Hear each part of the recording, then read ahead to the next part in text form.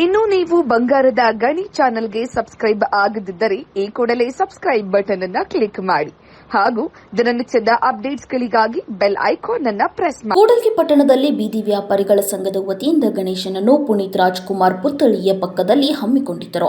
ವಾರ್ಷಿಕ ಗಣೇಶ ಉತ್ಸವದ ಪ್ರಯುಕ್ತ ಬೆಳಿಗ್ಗೆ ಗಣೇಶನನ್ನು ಕಳಶ ಮಾಡಿ ಸಾಯಂಕಾಲ 5 ಗಂಟೆಗೆ ವಿಸರ್ಜನೆ ಮಾಡಲಾಯಿತು. ಇನ್ನು 1 ರಿಂದ 4 ಗಂಟೆಯವರೆಗೆ ಅನ್ನದಾನ ಪ್ರಸಾದ ಕಾರ್ಯಕ್ರಮ ನಡೆಯಿತು. ಬರುವ ಎಲ್ಲಾ ಜನರು ಪ್ರಸಾದ ಸೇವೆಯಲ್ಲಿ ಭಾಗವಹಿಸಿದರು.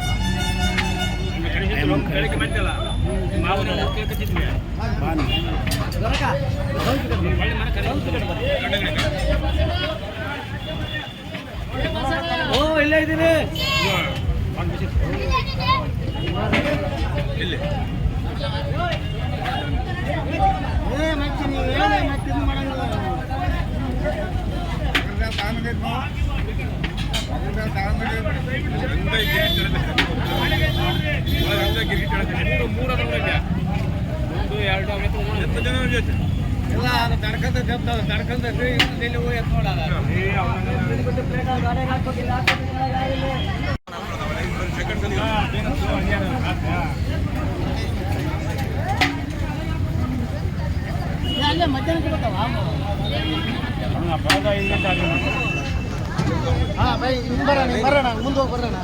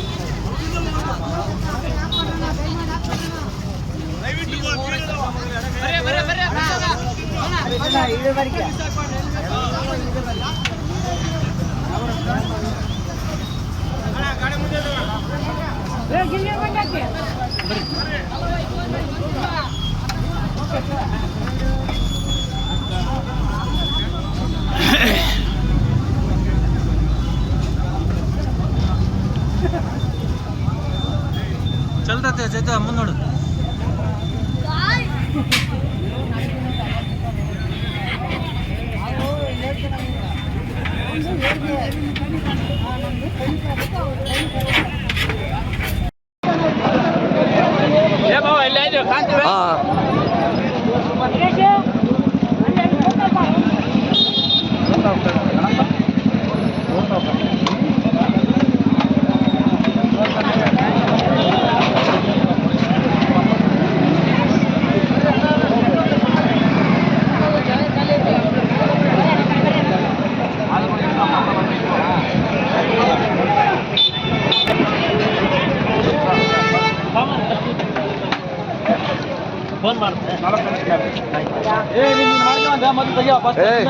ಬಾರು ಬಾರು ತಮ್ಮ ಕಡನ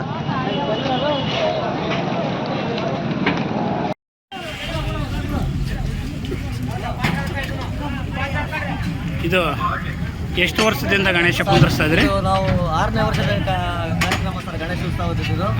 ನಾವು ಕೂಡ್ಲಿಗೆಯಲ್ಲಿ ರಸ್ತೆ ಬದಿ ವ್ಯಾಪಾರಿಗಳೆಲ್ಲ ಸೇರಿ ನಾವು ಒಂದು ದಿನದ ಈ ಗಣೇಶೋತ್ಸವವನ್ನು ಆಚರಣೆ ಮಾಡ್ತಾ ಇದ್ದೀವಿ.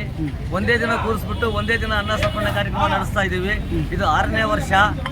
ಈ ಗಣೇಶ ಸದಾ ನಮ್ಮ ರಸ್ತೆ ಬದಿ ವ್ಯಾಪಾರಿಗಳಿಗೆ ಆಯಸ್ಸು ಆರೋಗ್ಯ ಕೊಟ್ಟು ಕಾಪಾಡಲಿ ಅಂತೇಳಿ ನಮಗೆ ಕೇಳ್ಕೊತೀವಿ ಸರ್.